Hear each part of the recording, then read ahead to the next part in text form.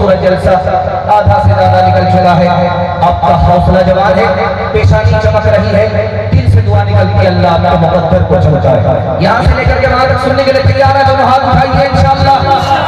रमजान के बाद मेहमानी जिंदगी गुजारेंगे, हाथ उठाइए इंशाअल्लाह। सवालों से जल्दी से तैयार शुरू करने के लिए जा रहा हूं। 3 बेटे हैं, लाइक कौन है नालायक कौन है, ये मेरा पहला सवाल है। दूसरा सवाल है, घर के इल्म से 3 आदमी महरूम होते हैं नाकदरी की वजह से।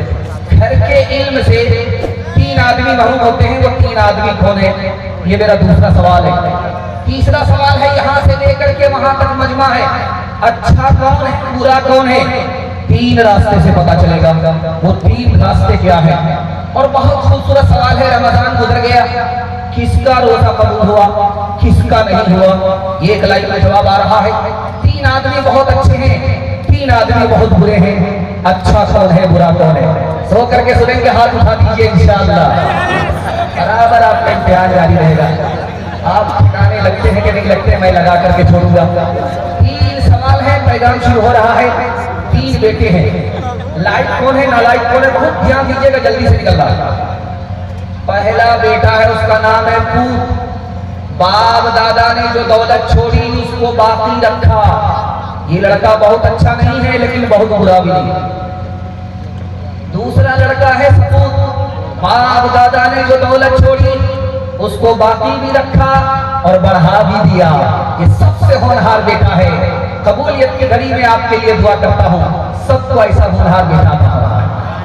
तीसरा बेटा है, उसका नाम है कपूर। बाप दादा ने जो दौलत छोड़ी उसको तबाह बर्बाद कर दिया। दुआ करता हूँ ऐसे नालायक बेटे से सबकी अल्लाह हिफाजत फरमाए। घर के इल्म से 3 आदमी मरूम होते, ना कदरी की वजह से। बीवी शौहर के इल्म से मरूम होती है, बेटा बाप के इल्म से मरूम होता है, नौकर मालिक के इल्म से मरूम होता है। इतना भारी मजमा है, कौन अच्छा है या बुरा है, 3 रास्ते से पता चलेगा कि अच्छा कौन है बुरा कौन है। चलने की रफ्तार को देखिए कि चलता कैसे है। अगर जमीन में पांव मार रहा है, सर उठा रहा, समझ जाइए इंसान नहीं है, हैवान है, शैतान है।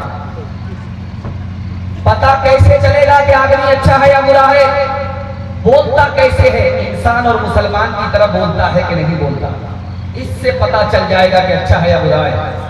तीसरा रास्ता, मामलात करके देखिए, किरदार से पता चल जाएगा कि आदमी अच्छा है या बुरा है। रमजान गुजर गया, किसका रोजा कबूल हुआ, रमजान किसका कबूल हुआ, एक लाइन में जवाब आ रहा है। रमजान से पहले सुधरा बिगड़ा हुआ था, रमजान आया, संदूक से टोपी निकाली, सर पर रखी, तहज्जुद भी नहीं छोड़ा, और जैसे ही रमजान रुखसत हो गया वही पहुंच गया जहां पहले था। रमजान कबूल नहीं किया।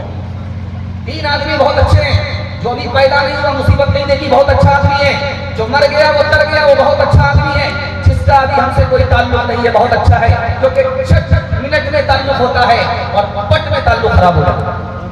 3 आदमी धरती पर बहुत बुरे हैं। बादशाह होकर के झूठ बोले बहुत बुरा आदमी है। कंगाल आदमी खूटी कौड़ी जेब में नहीं है, तकब्बुर कर रहा है, बहुत बुरा आदमी है। बूढ़ा हो गया, कब्र में पैर लटक गए, जिना कर रहा, इससे बुरा कोई आदमी नहीं। इंशाअल्लाह तौबा करेंगे, हाथ उठाइए, बुढ़ापे में तौबा करेंगे, हाथ उठाइए। कमर में झुके के मिसले कमानी हुई, कमर में झुके के मिसले कमानी हुई, कोई नाना हुआ कोई नानी हुई, कमर झुके के मिसले कमानी हुई, इनके बालों में गालिब सफेदी हुई, इनके बालों में गालिब सफेदी हुई, कोई दादा हुआ कोई दादी हुई, कोई दादा हुआ कोई दादी हुई। बयान इंसानियत के हवाले से बड़ा खूबसूरत पैगाम आपके खिदमत में लेकर आ रहा हूं। उसके बाद माँ बहनों तक पहुंचूंगा, सुनने के लिए तैयार है, जोश के साथ हाथ उठा दीजिए। अभी मुजाहिद साहब कह रहे थे कि पेशाब के लिए गए हैं, बात सही है, जाने वाले कम है, मौजूद लोग ज्यादा। दिल से दुआ निकलती है अल्लाह हमारे सुनाने को आपके सुनने को बेहद कबूल। एक आदमी सड़क पर खड़ा भीख मांग रहा था, सर उठाकर। एक आदमी आ रहा भीख देने के लिए, सर झुका करके भीख दे रहा है। अब इस आदमी को बड़ी हैरत हुई कि कितना बड़ा बेशरम आदमी हूं मैं, भीख मांग रहा हूं सर उठा करके। ये देने वाला आदमी कितना शरीफ है कि भीख भी दे रहा है, सर भी झुका रहा है। उसने रोक करके उससे पूछा कि भाई साहब बात क्या है, सर को हमें झुकाना चाहिए, हम मांगने वाले लोग हैं, तुम तो देने वाले हो, सर उठा करके देना चाहिए, सर झुका करके क्यों दे रहे हो? उसका जवाब सुनिए, आपका दिल बहुत मजबूत होगा।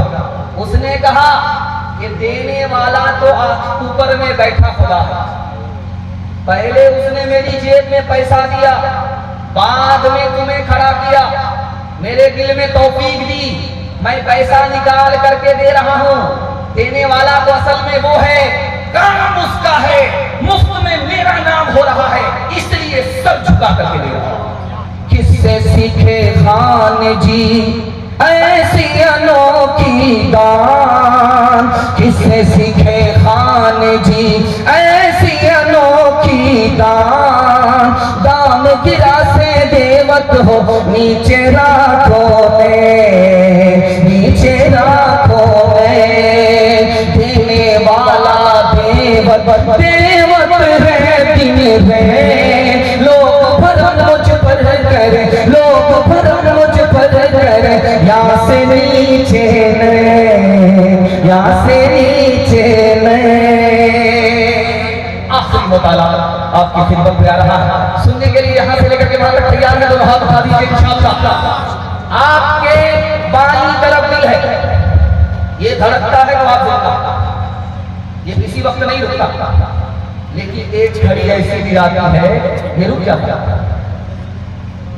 जब आपको छींक आती है ये दिल रुक जाता है। उसके बाद इस रुके हुए दिल को कौन चला रहा है?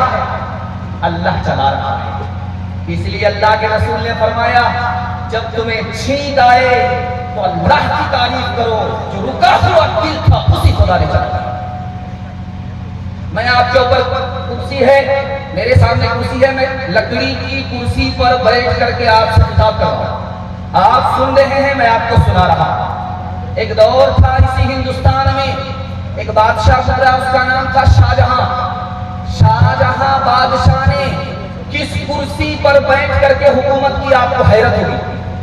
सोने की बनी हुई कुर्सी थी, उसमें मोर परिंदा बैठा हुआ था, उसकी आंख में कोहे नूर रखा हुआ था। 9.5 करोड़ का वो तख्त था जिसको तख्ते ताऊस कहा जाता है।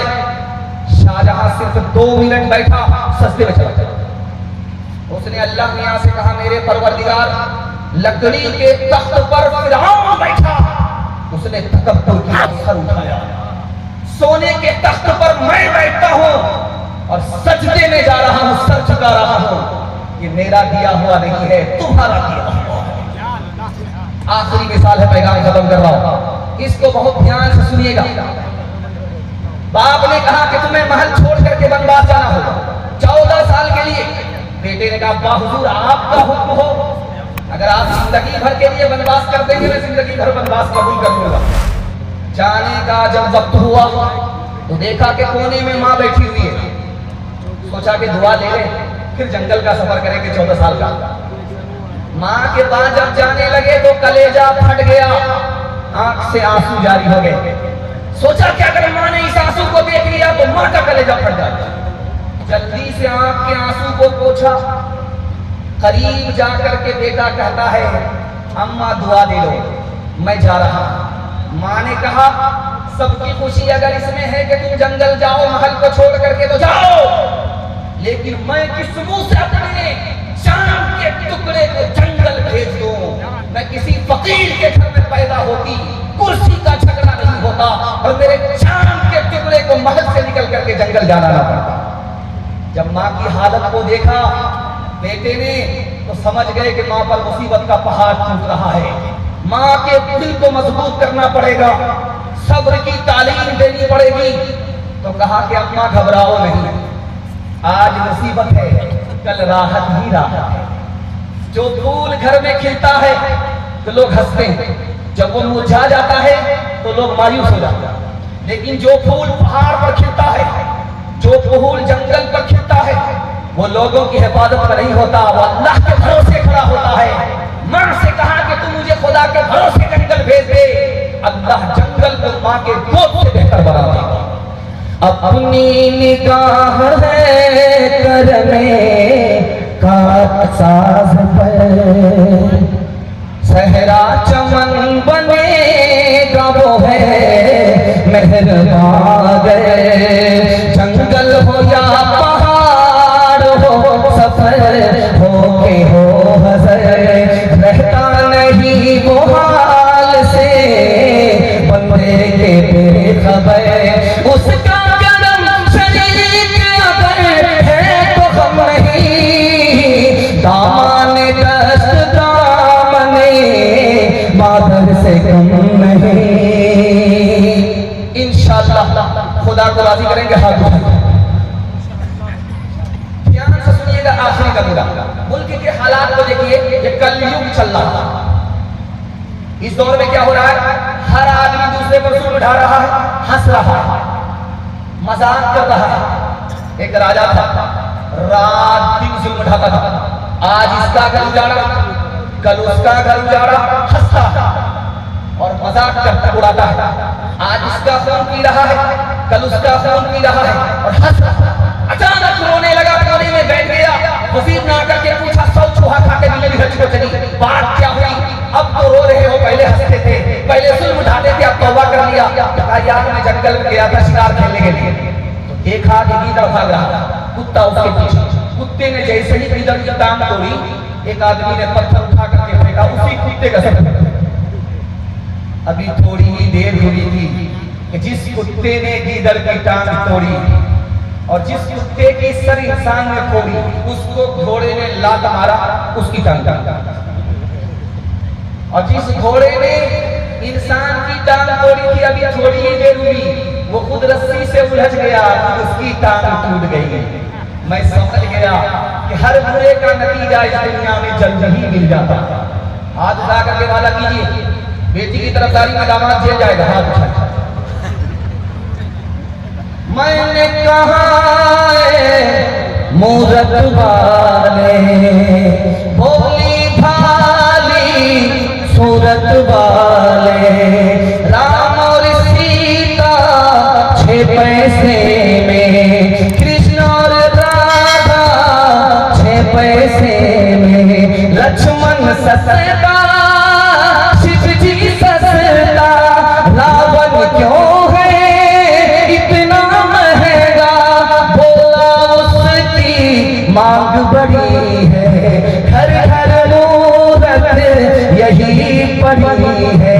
सीताराम का गया जमाना, सच को दुनिया ने ना माना।